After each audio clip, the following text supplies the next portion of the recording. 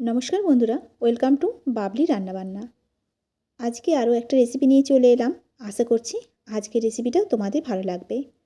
आज के आमि बानाबो मैगी दिए 5 मिनिटे बाच्चादेर टिफिनेर रेसिपि। तार जोन्नो एखाने देखो निये नियेछि एकटा बाटी, 1 कापेर मतो निये निलाम एखाने मयदा। मयदार मধ্যে दिए देबो सामान्य परिमाणे एकटु नुन और देबो एकटु सादा तेल। एबार भालो करे मयदाटाके आमि शुकना मेखे नेब। तारपर एर मধ্যে दिए देब परिमाण मतो जल। जल दिए एक बैटार तैरी करे नेब, तबे खूब बेशी घन करब ना, एकटू पातला करे बैटारटा तैरी करे नेब। এই যে দেখো ঠিক এরকম হয়েছে। আরেক দিকে আমি কড়াই বসিয়ে দিয়েছিলাম, কড়াইয়ের মধ্যে দিয়ে দিয়েছি সাদা তেল। তেলটাকে একটু গরম করে নেব।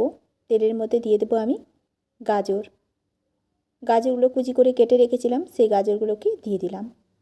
দেব সামান্য পরিমাণে নুন। নুন দিয়ে গাজরগুলোকে হালকা করে একটু ভেজে নেব। গাজর ভাজতে খুব বেশি সময় লাগবে না, হালকা একটু ভেজে নেওয়া হয়ে গেলে তারপরে এর মধ্যে দিয়ে দেব আমি বড় সাইজের দুটো পেঁয়াজ। পেঁয়াজটা দিয়ে নিয়ে দেব আমি লঙ্কা কুচি। যেহেতু আমি বাচ্চার জন্য টিফিন বানাচ্ছি সেই কারণে লঙ্কাটা আমি কমই দিলাম।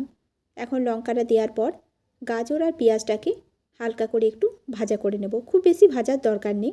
এরপর আগে থেকে আমি 3 প্যাকেটের মতো ম্যাগি সেদ্ধ করে রেখেছিলাম। এখন সেদ্ধ করা ম্যাগিগুলো কড়াইয়ের মধ্যে দিয়ে দেব। ম্যাগিটাকে কিছুক্ষণ সময় নাড়াচাড়া করে হালকা করে একটু ভেজে নেব। এরপর দিয়ে দেব 1 প্যাকেটের মতো ম্যাগি মশলা। যে কোনো বাচ্চারাই ম্যাগি মশলাটা ভীষণ পছন্দ করে, সেই কারণে আমি এখানে বড় প্যাকেট 1 প্যাকেট দিয়ে দিলাম ম্যাগি মশলা। ম্যাগি মশলা দেওয়ার পরে ম্যাগিটাকে হালকা করে একটু ভাজা ভাজা যখন হয়ে আসবে তখন এর মধ্যে দিয়ে দেব, যাতে করে একটু কালারটা সুন্দর হয়, সয়া সস। এখানে আমি ছোটো চামচের হাফ চামচেরও কম সয়া সস দিয়ে দিয়েছি। তারপরে ভালো করে দেখো ম্যাগিটাকে একটু ভেজে নিলাম। ব্যাস ম্যাগিটা এখানে হয়ে গেছে। এখন ম্যাগিটাকে আমি নামিয়ে একটা থালার মধ্যে একটু ঠান্ডা করে নেব। এই যে দেখো থালার মধ্যে নামিয়ে নিয়েছি। ম্যাগিটা এদিকে ঠান্ডা হয়েও গেছে। আরেকদিকে আমি ফ্রাই প্যান বসিয়ে দিয়েছি। তার মধ্যে দেখো দিয়ে দিলাম আগে থেকে যে ব্যাটারটা আমি করে রেখেছিলাম তার থেকে 1 হাতা ব্যাটার। ঠিক এইভাবে হাতে করে ঘুরিয়ে একটা গোল রুটির শেপ দিয়ে নেব। আঁচটাকে এই সময় একবারে লোয়ে রাখবো। কিছুক্ষণ পর, এটা কিন্তু খুব বেশি সময় লাগবে না, কিছুক্ষণ পরেই দেখো উপরের দিকটা বেশ শুকনো হয়ে গেছে। এখন এটাকে হাতে করে নামিয়ে নিলাম। এবার একটা থালার মধ্যে এই রুটিটা রেখে একটু শুকনো ময়দা ছড়িয়ে নিয়েছিলাম, যাতে করে না চিটে যায়। এখন এইভাবে আমি কিছুটা ম্যাগি দিয়ে দিলাম। দিয়ে আগে থেকে একটু ময়দার ব্যাটার আমি তুলে রেখেছিলাম গুলার সময়। এখন সাইডে এরকম ময়দার ব্যাটার লাগিয়ে এইভাবে ঠিক মুড়ে দেব। ঠিক এরকম করে মুড়ে এভাবে রোল করে নেব। আর চারদিকে এভাবে ময়দার ব্যাটারটা লাগিয়ে দিলে আর খুলে যাওয়ার ভয় থাকবে না। এইভাবেই আমি বেশ কয়েকটা রোল তৈরি করে নেব।